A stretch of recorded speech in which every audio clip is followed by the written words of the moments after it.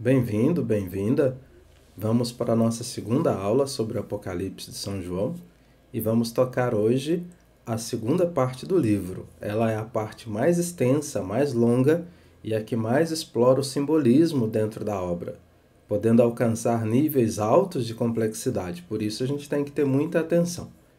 Eu vou então apresentar o conteúdo mais geral dessa parte pelos blocos de capítulos. Vou até o capítulo 19 e depois, na próxima aula, a gente conclui.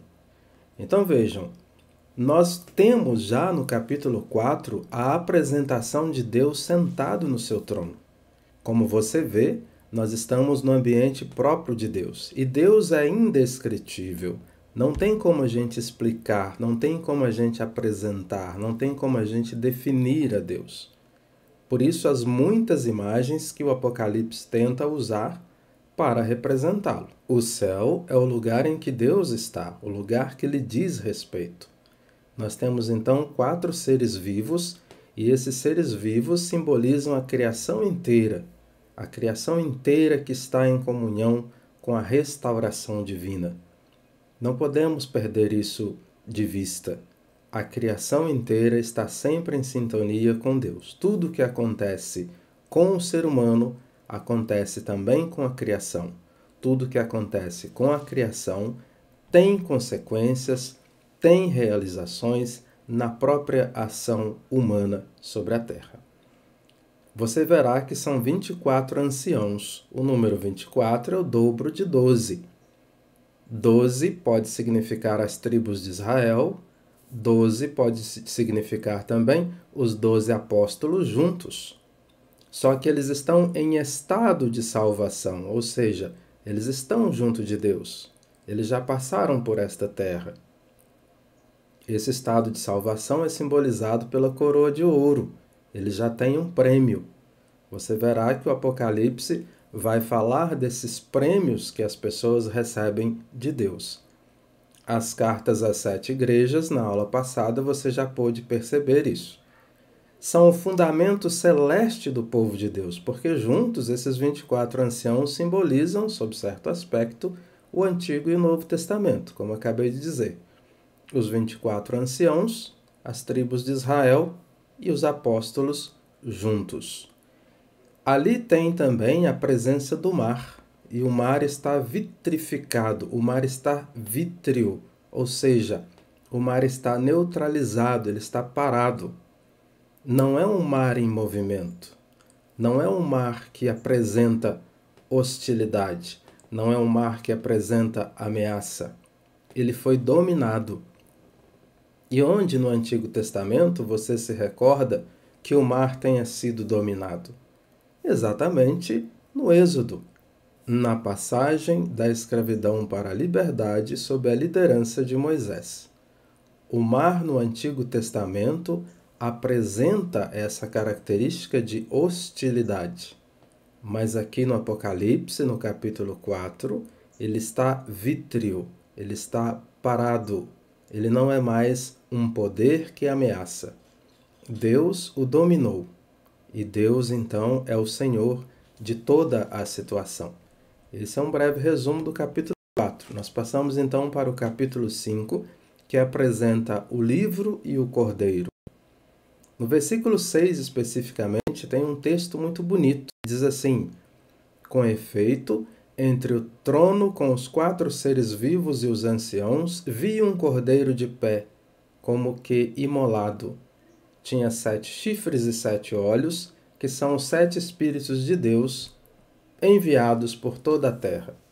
Repare bem, esse é um texto de alto nível de complexidade no que diz respeito à simbologia. Nós já falamos dos 4 seres vivos e dos anciãos. Agora ele apresenta uma nova personagem, que é o Cordeiro. O Cordeiro, nós sabemos no Apocalipse, que ele está sempre associado à figura de Jesus. Como está esse Cordeiro? Ele diz que ele está de pé. Ora, o Cordeiro de pé é a imagem da ressurreição. Nos evangelhos, sempre se diz que Jesus está ressuscitado. Jesus se levantou da morte. Ele está então de pé. Mas ao mesmo tempo se diz que esse cordeiro está imolado. Ora, Jesus foi crucificado, ele é o cordeiro imolado. O texto também diz que ele tinha 7 chifres, e os chifres, você já sabe, significam o poder. Então ele tem a plenitude do poder, porque são 7 chifres. E depois se diz que ele tem 7 olhos. É a única simbologia explicada nesse texto. O texto diz que os 7 olhos são os 7 Espíritos de Deus enviados por toda a terra. Não à toa, nós temos na nossa tradição a reflexão e a teologia dos 7 dons do Espírito.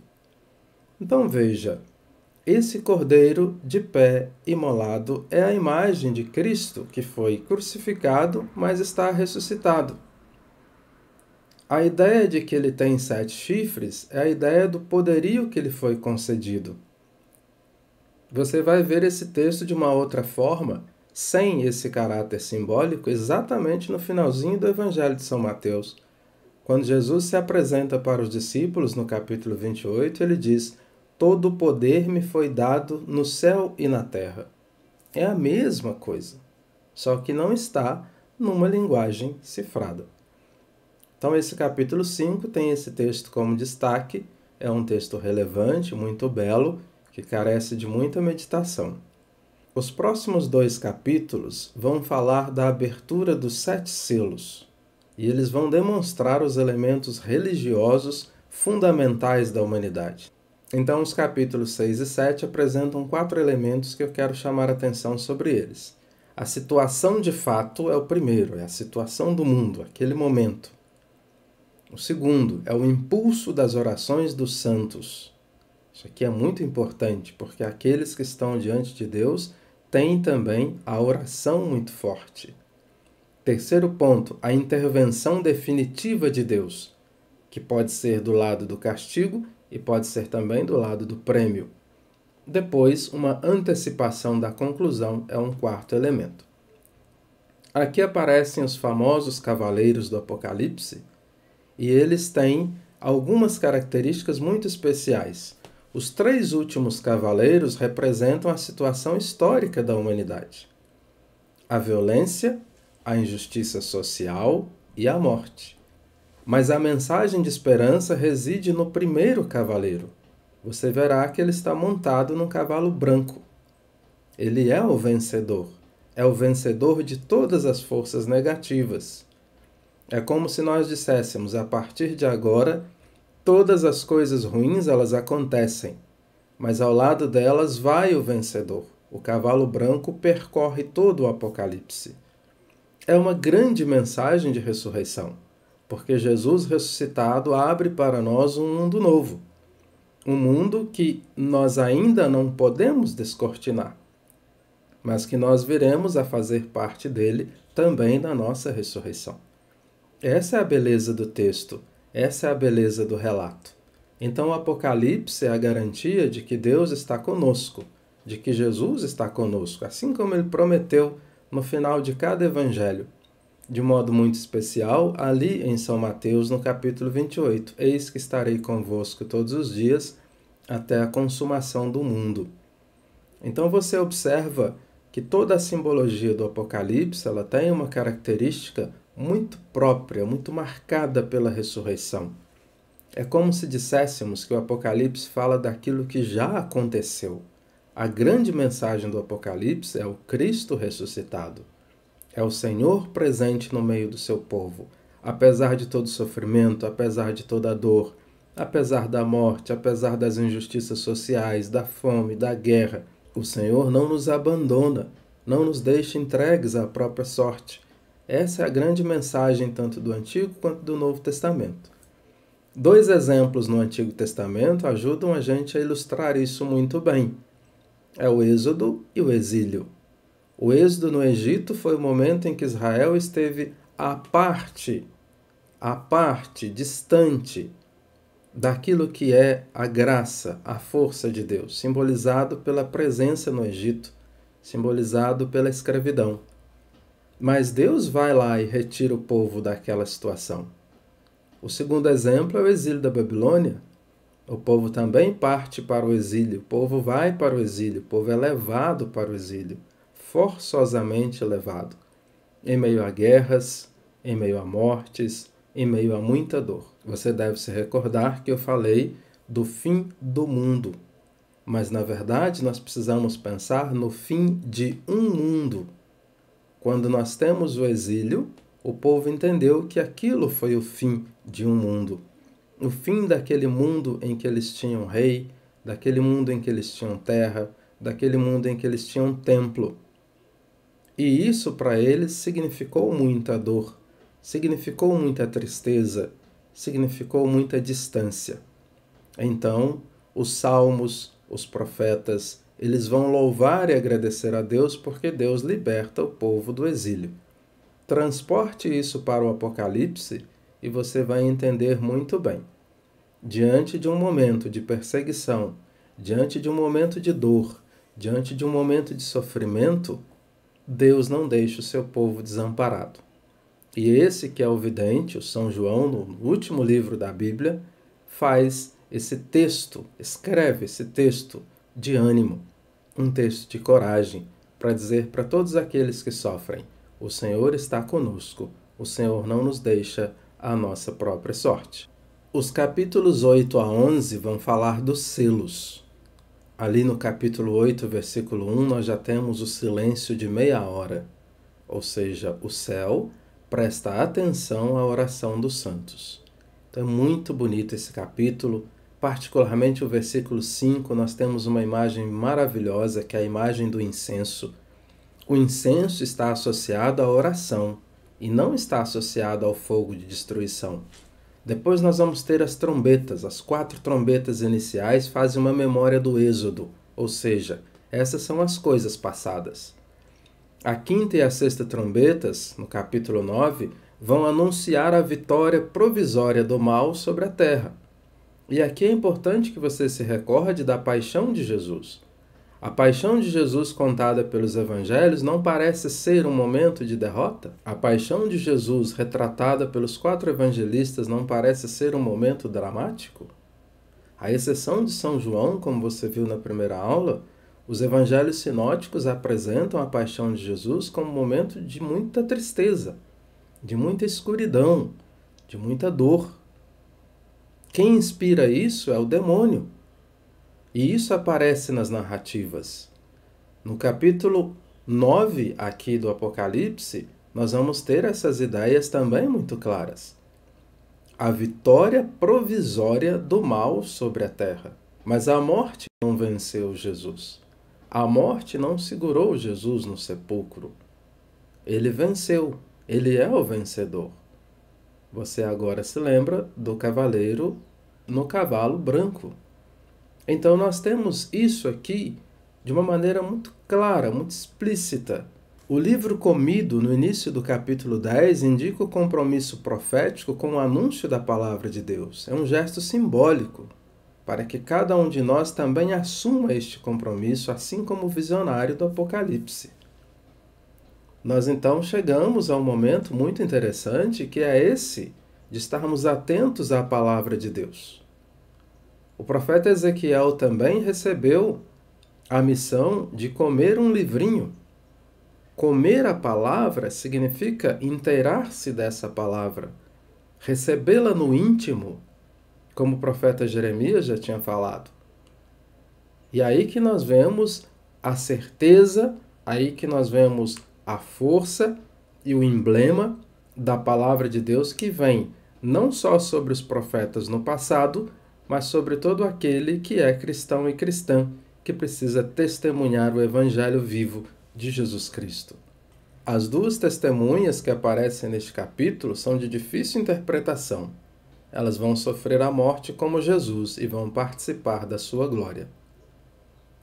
Nós vamos saltar o capítulo 12 porque ele ficará para a nossa última aula. Chegamos então ao capítulo 13. No capítulo 13 disse que tem uma fera. Essa fera tem 10 chifres, 7 cabeças, 10 diademas. Uma pantera com pés de ursos e faces de leão. É algo inconcebível. É algo muito difícil de saber o que significa. No entanto, se diz que é uma fera. Ela é poderosa porque tem 10 chifres. Mas são 10 chifres divididos em 7 cabeças, então é uma coisa aberrante. E ela tem diademas, não são coroas. Não é a ideia do prêmio, mas a ideia daquilo que é a força maligna, o diadema como algo terreno apenas. Ela não recebe a glória de Deus, ela recebe a glória humana. Isso é muito interessante de ser percebido. Essa primeira besta vem do Mediterrâneo. As 7 cabeças seriam 7 imperadores que se sucederam no trono ou as 7 colinas sobre as quais Roma se assenta. Depois você pode pesquisar isso. Roma se assenta sobre 7 colinas. Então, muito provavelmente, toda essa simbologia venha desse horizonte. Os 10 chifres poderiam ser 10 reis que trabalharam em conjunto com Roma.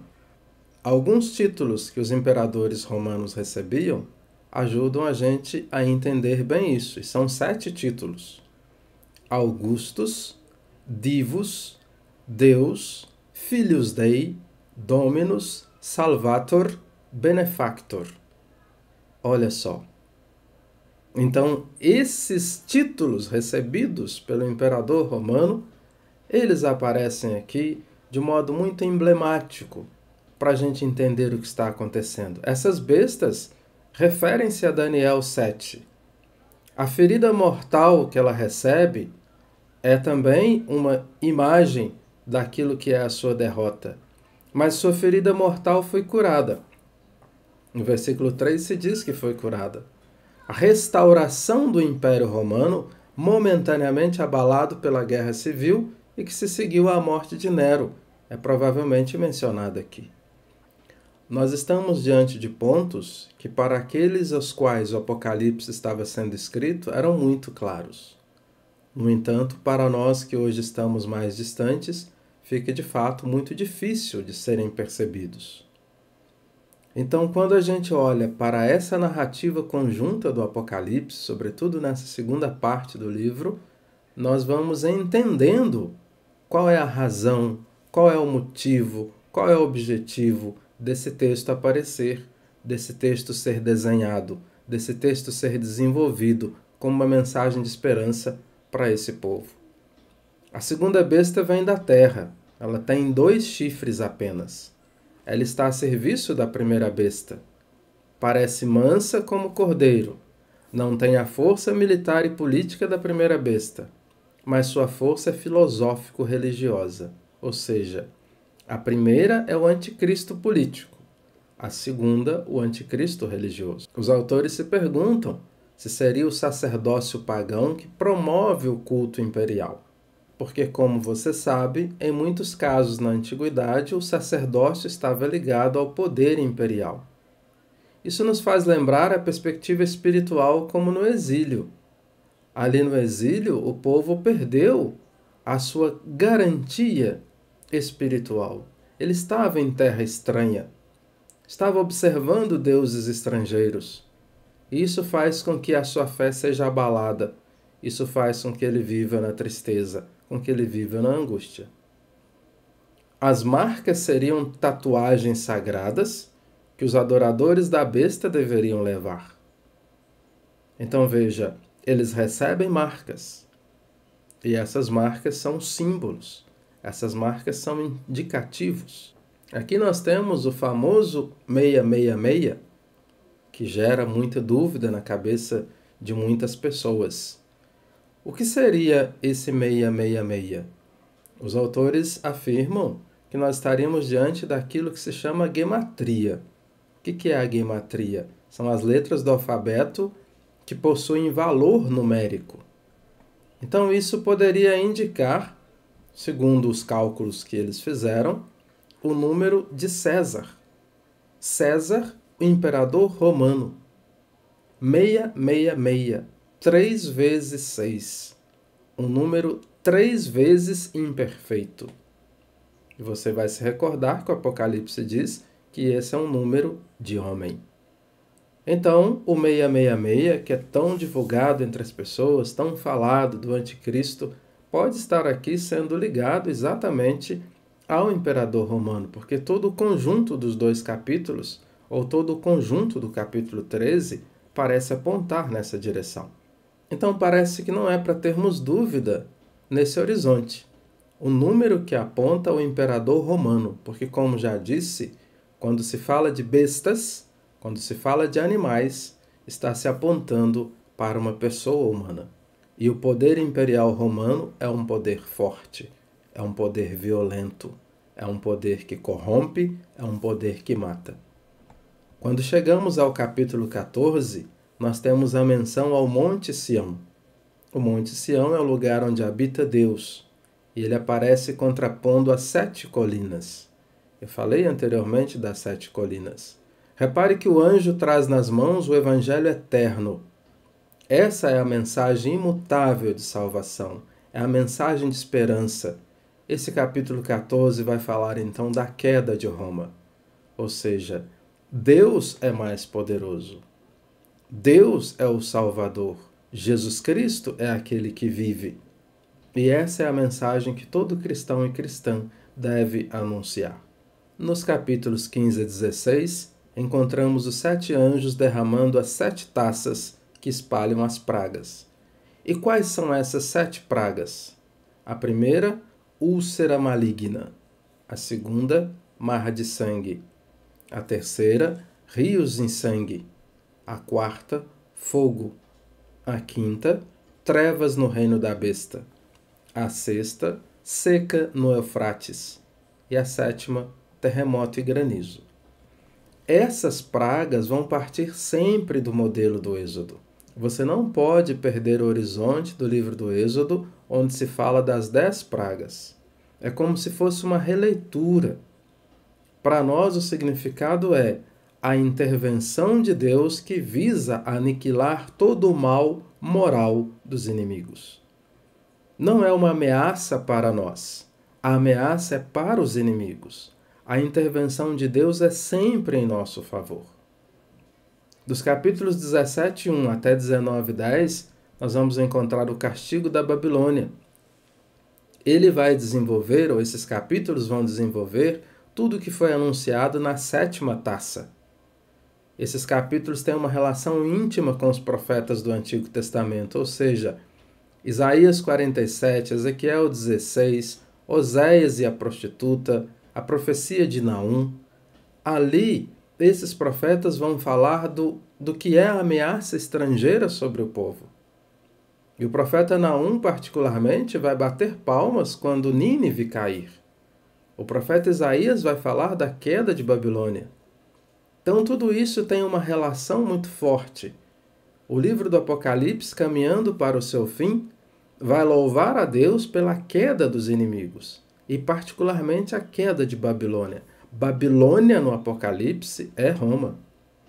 Babilônia é a imagem de Roma, a imagem daquela que é prostituta, a imagem daquela que usurpa o poder, a imagem daquela que oprime as pessoas. Então, como nós sabemos, o tema da profecia caminha junto com o tema do Apocalipse, de modo que nós não podemos desvincular essas duas realidades. Além disso, o que move o Apocalipse é a opressão, é a perseguição. É uma palavra que nasce diante daquilo que é a dor. É uma palavra que nasce diante daquilo que é o sofrimento. Diante de toda a perseguição que eu sofro, eu escrevo para os meus conterrâneos, para os meus contemporâneos, uma mensagem de ânimo, para dizer que o Senhor está comigo, para dizer que o Senhor está conosco, que Ele está olhando pelo nosso sofrimento e não nos deixa entregues à nossa própria sorte.